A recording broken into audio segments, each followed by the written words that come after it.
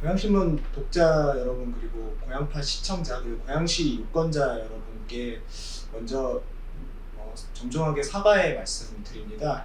오늘 당초 7시에 예정되었던 고양신문 주최 고양시을 후보자 선거 토론회가 무산되었습니다.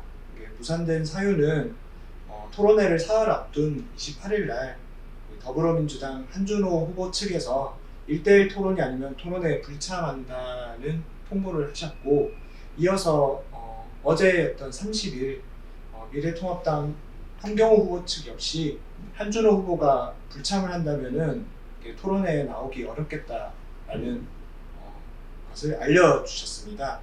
그렇게 해서 본의 아니게 여당과 야당, 제1야당 후보가 불참하면서 선거구 고양시을 선거구 후보 초청 토론회가 이제 취소하는 결정을 저희는 내리게 됐고요. 다만 그럼에도 불구하고 끝까지 토론회 참석에 응해 주시고, 그리고 유권자들에게 이렇게 자신의 이제 정치 의사와 그리고 소견을 말씀해 주실 기회를 이렇게 동등하게 제공해 드려야 된다라는 저희 판단하에서 각 후보님들의 입장과 정책을 들어볼 수 있는 별도의 대담회를 마련했습니다. 첫 번째 순서로 송영주 민중당 후보님을 모시고 대담회를 진행을 하도록 하겠습니다. 먼저 후보님 반갑습니다. 안녕하세요. 네. 4년 전 후보자 토론회에 나오셨던 기억이 있고, 그때도 사실 집권 여당이었던 그때 새누리당 후보께서 이제 불참을 하셨던 기억이 있으신데, 이번에도 좀 안타깝게 이런 결과가 되었습니다. 아무래도 이런 결정에 대해서 끝까지 참여를 하시려고 했던 후보님께서는 유감의 입장을 가지실 것 같은데, 여기에 대한 후보님의 입장을 먼저 좀 말씀해 주시면 감사하겠습니다. 네, 실은 오늘의 토론회를 굉장히 많이 기다렸고 많은 유권자분들께서 기다리셨다고 생각합니다. 저는 오늘 토론회 무산이 유권자의 알 권리와 정책 검증의 기회를 일방적으로 빼앗은 더불어민주당 한준호 후보와 그리고 미래통합당 한경호 후보를 강력하게 규탄합니다. 특히나 가장 먼저 불참을 발표하면서 토론회 무산의 단초를 만든 더불어민주당 한준호 후보가 이 모든 책임을 저는 져야 된다고 생각합니다. 일명 낙하산 공천을 받은 정치 신인 한준호 후보의 오만함은 실은 소통과 정책 검증을 거부하며 구태 정치를 이제 다시 소환하고 있습니다. 지역 언론을 기망하고 유권자를 허수아비로 보는 못된 정치는 저는 고양시 유권자께서 준엄하게 심판해 주셔야 된다고 확신합니다. 민주당 송영주 후보는 시민을 위한 진보적인 정책으로, 그리고 준비된 지역 일꾼으로 어떤 현장과 어떤 토론회장에서든 유권자들과 함께 소통하겠다는 약속도 드리겠습니다. 일단 저희는 이 토론회 무산과 관계없이 이제 후보자님께 저희가 묻고 싶은 내용들, 그리고 후보님에 대해서 유권자들이 알고 싶은 내용들을 질문을 드리려고 합니다. 가장 먼저 아무래도 좀 후보님께서 유권자들에게 본인 소개를 좀 해주시면 좋을 것 같은데요. 네. 부탁드립니다. 네, 반갑습니다. 민중당 기호 7번 송영주입니다. 저는 경기도의원으로 8년을 일했는데요. 특히나 8대 경기도의회에서 건설교통위원장으로 일하면서 대곡역 복합환승센터의 마중물 예산을 투입한 바가 있습니다. 그리고 모두 다 안 된다고 이야기했던 무상급식을 경기도의회에서 농성도 하고 수많은 토론과 설득을 통해서 예산 배정을 하면서 끝내는 완성시켰던 아주 기분 좋은 기억이 있습니다. 저는 민주노동당 통합진보당의 고양지역위원장을 하면서 한국 사회의 진보적인 발전을 위해 뛰었습니다. 그리고 제가 가지고 있는 진보적 가치를 우리 고양 주민들과 함께 울고 웃었던 세월이 20년입니다. 지역을 잘 아는 일꾼이 필요하다고 하는 우리 주민들의 뜻이 송영주를 통해서 더욱 빛날 수 있도록 열심히 뛰겠습니다. 고맙습니다. 네, 말씀하신 것처럼 후보님께서는 이제 지역에서 오랫동안 활동을 하시면서 도의원을 했던 경험도 있으시고 네. 오랫동안 좀 정치 활동을 해오셨던 분이십니다. 그러다 보니 아무래도 지역의 곳곳을 잘 아실 것이고 또 관련해서 이제 그런 정책들이나 이런 부분에 대한 경험들도 많이 있으실 것 같습니다. 관련해서 이제 저희가 후보자님께 정책 질문을 몇 가지 드리도록 하겠습니다. 가장 먼저 지금 가장 좀 중요한 이슈일 것 같습니다. 코로나19로 인해서 지금 경제 문제가 매우 심각한 상황입니다. 민생 경제도 굉장히 어려운 상황인데 거기다가 이제 세계 각국의 경제 상황마저도 굉장히 어렵게 심각하게 경색되고 있어서 일각에서는 이제 대공황에 준하는 사태가 발생하는 거 아니냐 이런 우려들까지 나오고 있습니다. 관련해서 이제 우리나라에서도 지금 관련 대책들이 여러 가지가 나오고 있는데 이런 민생 경제 대책뿐만 아니라 나아가서 좀 거시적 관점에서 또 우리나라 경제를 이런 위기를 극복하기 위한 방안들도 많이 고민이 되어야 될 것 같은데요. 이 부분에 대한 후보님의 좀 견해와 그리고 해결 방안 전략들에 대해서 말씀해 주시기 바랍니다. 네. 아마 몸으로 체감하고 계셨을 텐데요. 세계 경제가 장기 침체인 상황에서 지금 코로나19의 충격이 가해지면서 실은 경제 위기로 전환되고 있고 그리고 장기화될 거라고 모든 분들이 예상하고 있습니다. 그래서 더욱 걱정이 많이 되고 있는 상황인데요. 이런 상황임에도 불구하고 경총은 지난 23일 정부의 근로기준법을 개정하자고 요구를 하고 있습니다. 시운해고를 도입하자고 하는 것 그리고 취업규칙 불이익 변경 요건을 완화하자고 하는 요구들을 했는데요. 이 경제 위기를 노동자와 서민에게 부담시키는 것이라고 저는 생각합니다. 경총의 요구는 잘 기억나실 텐데요. 97년 IMF 시절보다 더 우리의 삶을 후퇴시키는 저는 재앙과 같은 조치라고 생각합니다. 그래서 저는 첫 번째로 이런 말씀을 드리고 싶습니다. 일정 기간 동안 모든 형태의 해고를 금지해야 된다고 생각합니다. 그리고 영국의 사례처럼 정부가 직접 휴업수당을 지급해서 기업과 노동자들을 모두 살리게 해야 된다고 생각합니다.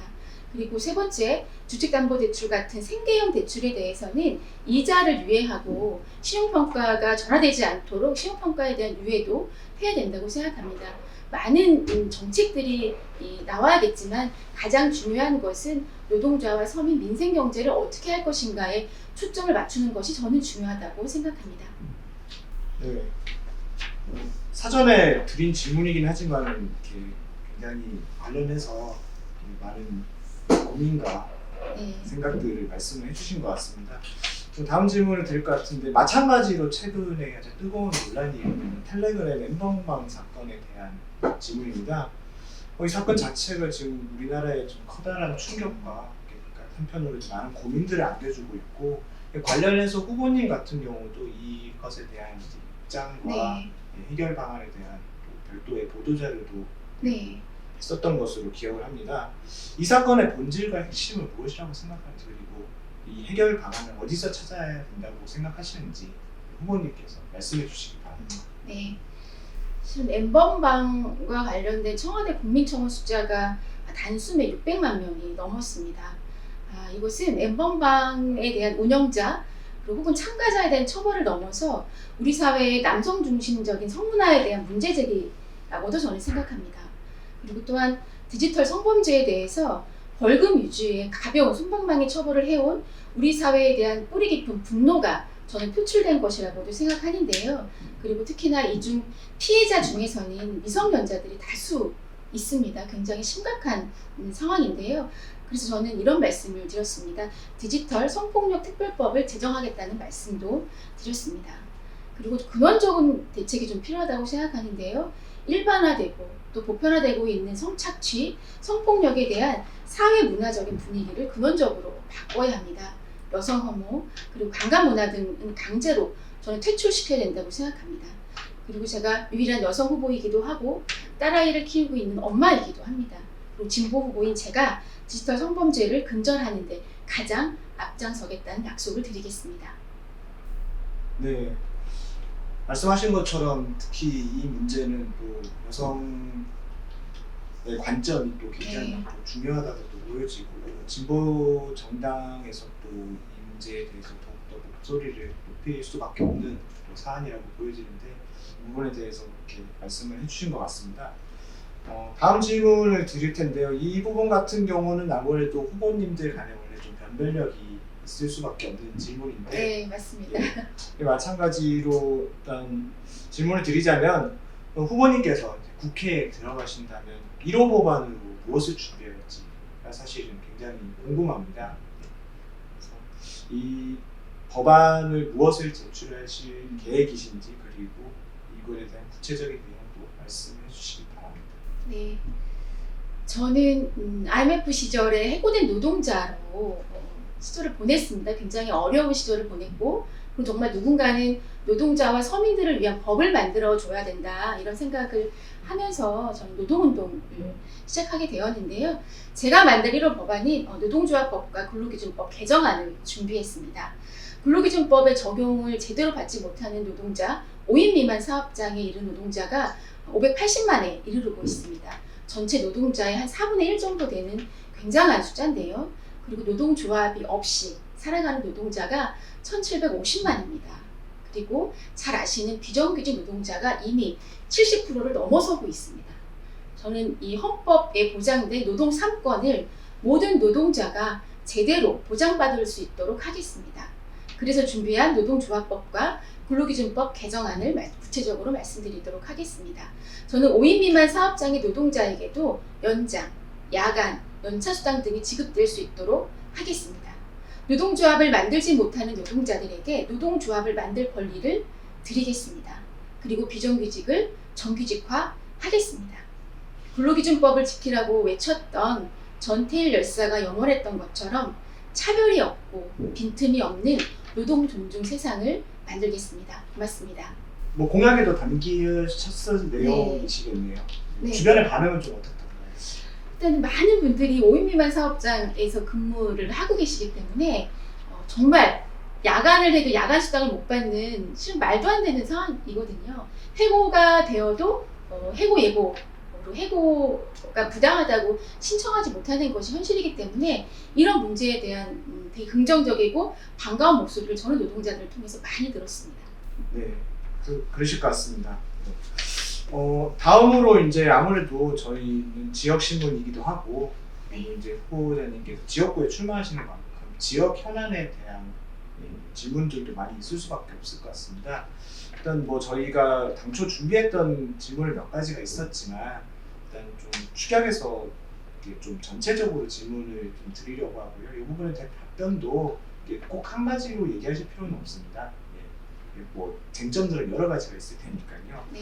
일단은 고양시을에서 지금 시급한 지역 현안이 일단 다양하게 있겠지만 일단 어떤 부분에 좀 중점을 맞추시고 있는지 그리고 여기 해결에 대해서도 많은 공약들을 내셨을 것 같습니다. 네. 그 부분에 대해서 말씀을 해주시면 감사할 것 같습니다. 네, 저는 가장 주목하는 것은 교통 문제입니다. 고향을에 살면서 굉장히 피부로 많이 와닿는 것이 교통인데요. 저는 우리 고양시가 각종 개발이 완료되는 2030년이 되면 170만 고양파주 시대가 예상이 됩니다. 특히나 2021년 내년이죠. 4차 국가철도망 계획이 확정이 됩니다. 그래서 지금이 고양시의 교통 현안을 해결하는 골든타임이라고 저는 생각합니다. 그래서 굉장히 중요한데요. 저는 첫 번째로는 행신중앙로역을 신설하겠습니다. 그리고 두 번째로는 통근 시간에 대곡역에서 출발하는 경의선을 신설하겠습니다. 그리고 경의선을 증량하고 증차하도록 하겠습니다. 그리고 세 번째는요. 신분당선이 삼성까지 연장되는 공약을 다들 내놓고 있는데요. 신분당선이 삼성까지 연장되는 것뿐만 아니라 삼성의 3호선, 창릉의 고양선, 화전의 경의선, 그리고 덕은의 홍대선까지 쭉 8.8km를 추가 연장하려고 합니다. 그래서 철도에서 철도로 고양시의 모든 노선을 빠르게 그리고 편리하게 환승해서 통근 시간을 획기적으로 단축하는 공약을 갖고 있습니다. 네, 교통공약 위주로 아무래도 말씀을 많이 하실 수밖에 없는 것이 가장 주민분들이 네. 신경 쓰는 또 내용이기도 하고 또 그렇기 때문에 사실 또 모든 후보님들이 공통적으로 네, 좀 맞습니다. 공약을 낸 예, 측면들도 예. 있는 것 같더라고요. 혹시 뭐 후보님께서 좀 이거는 송영주 후보님이 좀 변별력을 가질 수 있을 만한 그런 공약이 혹시 있을까요? 전 두 가지 간단하게 말씀드리고 싶은데요. 한 가지는 창릉 신도시와 관련된 말씀입니다. 창릉 신도시는 공적 개발 그리고 친환경 개발이 이루어져야 됩니다. 저는 무엇보다 이 부동산 문제가 심각하기 때문에 창릉 신도시에 월세와 보증금이 없는 1만 호 주택 공급을 하려고 하고 있습니다. 월세 없이 보증금 없이 주택이 소유가 아니라 거주의 개념으로 점유의 개념으로 공유의 개념으로 가는 첫 시발점을 창릉 신도시에서 만든다면 정말 고양시가 이 주택 문화를 선도하는 부동산 문화를 선도하는 시가 될 것이라고 믿습니다.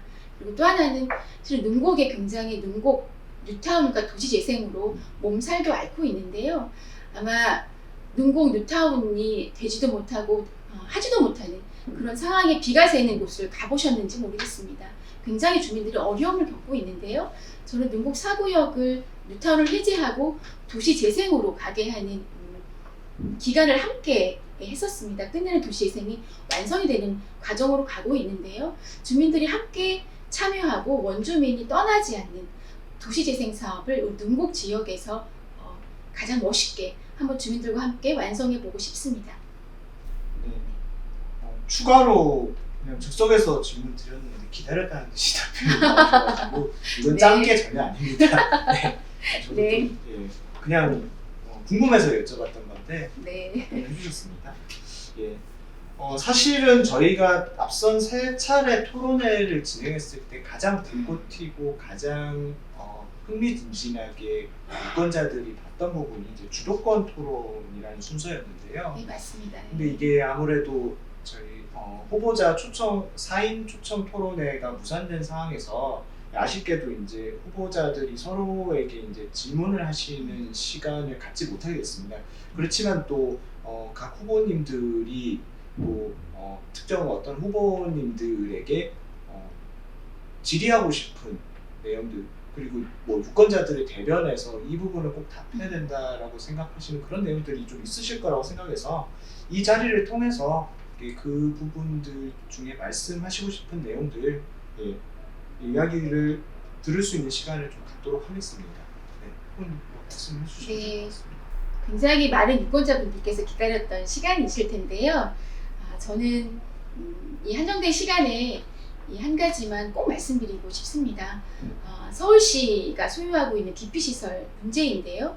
사실 고양을 지역에서는 굉장히 중요한 사안입니다. 그리고 특히나 지금 계속 문제가 되고 있는 은평광역자원순환센터는 12만 명이 계획된 삼송, 지축, 은평 3개 지구에 해당되는 문제이고 이 가운데에 위치하고 있습니다. 그렇기 때문에 문제가 굉장히 심각하게 발생하고 있는 건데요. 2018년도 아마 기억하실 겁니다.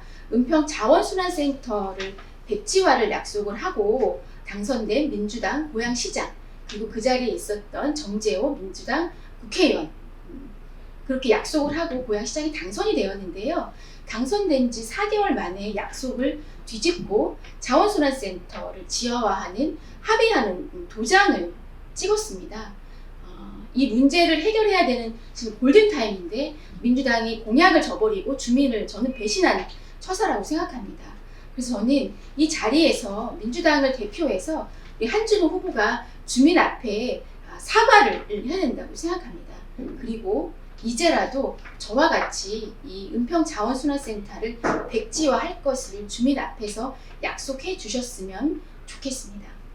그리고 이 무책임한 공약을 남발하는 것 그리고 이것을 책임지는 공당의 모습을 보여주지 못하는 것은 실은 정치로부터 주민들을 굉장히 멀어지게 하는 행태입니다. 이런 모습이 다시 민주당에서 벌어지지 않도록 한준호 후보가 약속해 주셨으면 좋겠습니다. 그리고 혹시 시간이 더 되면 한 가지 더 얘기해도 되나요? 네, 충분합니다. 아 그래요? 이게 1분으로 맞춰진 거라 예. 이렇게 말씀드렸지만 네, 아 예. 어느 정도 조정은 가능한 것이기 때문에 그러면 준비를 조금 더 해야 할 걸 그랬습니다. 저는 지금 현재로는 집권 여당이기도 하고 고양시장도 민주당이시고 현지 국회의원도 민주당이셨습니다. 이 말씀을 좀 드리고 싶은데요. 2018년도에 지방선거 때 아마 행신동 일대 주민들은 단 하나 기억하고 있습니다. 5호선 연장 공약, 5호선을 행신역으로 연장하겠다는 공약으로 모든 민주당의 시도의원들이 당선이 되었습니다. 근데 5호선 연장 공약 어떻게 되었습니까? 작년 11월, 12월에 김포로 연장이 되었습니다. 특히나 폐기물 처리장 때문에 이전이 안 된다고 말씀하셨지만 김포시는 폐기물 처리장이 없는 5호선 연장 공약을 받아냈습니다. 저는 이 민주당이 선거 때만 내세우는 공약, 그리고 이것을 끝까지 책임지려고 하는 책임 정치, 이런 것들이 더 이상은 유권자 분들에게 속지도 않을 것이며 더 이상은 앞으로 이루어지는 정책 선거에서는 이런 낡은 구태의 모습은 사라져야 된다고 생각하고요. 더 책임 있는 모습을 보여주셨으면 좋겠습니다. 그리고 한 가지 더 말씀드리고 싶은 게 있습니다. 제가 지난 토론회를 보니까 김영환 통합당 후보님께서 이런 말씀하셨습니다. 풍산동에는 환경오염을 유발하는 인선 ENT 같은 기업은 저 강매동으로 빨리 이전하는 게 좋겠다는 말씀을 하셨습니다. 저는 통합당의 함경 후보님 사과하셔야 된다고 생각합니다. 일산에서는 환경오염을 유발해서 빨리 지금이라도 나가라고 주장하는 저것을 그럼 함경 후보님은 이 강매동에 받으시겠습니까?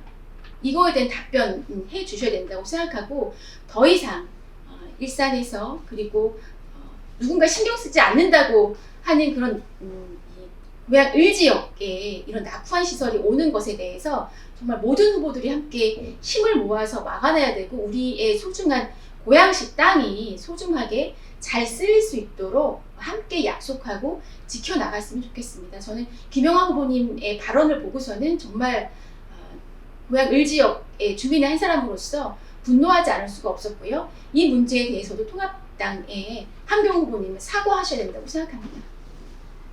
네, 사실 이 자리에 다른 후보님들이 나와서 책임 있는 답변을 사실 했었어야 되는 네, 그렇죠. 보여지는데 이 부분에 대해서 뭐 추후라도 각 후보 캠프 쪽에서는 꼭 이것이 이제 후보님의 질의가 아니라 유권자 입장에서 충분히 질의할 수 있을 만한 내용이라고 보여져서 어떤 형식으로도 답변이 이루어졌으면 그러길 바랍니다. 네. 좀 뭐 짧은 시간이지만은 저희가 후보님께 궁금한 내용들 그리고 후보님의 그런 정치 출마자로서의 이제 소견 그리고 정책들에 대해서 들어볼 수 있는 시간이었던 것 같습니다. 오늘도 마무리 인사를 해야 될 시간이 됐는데요.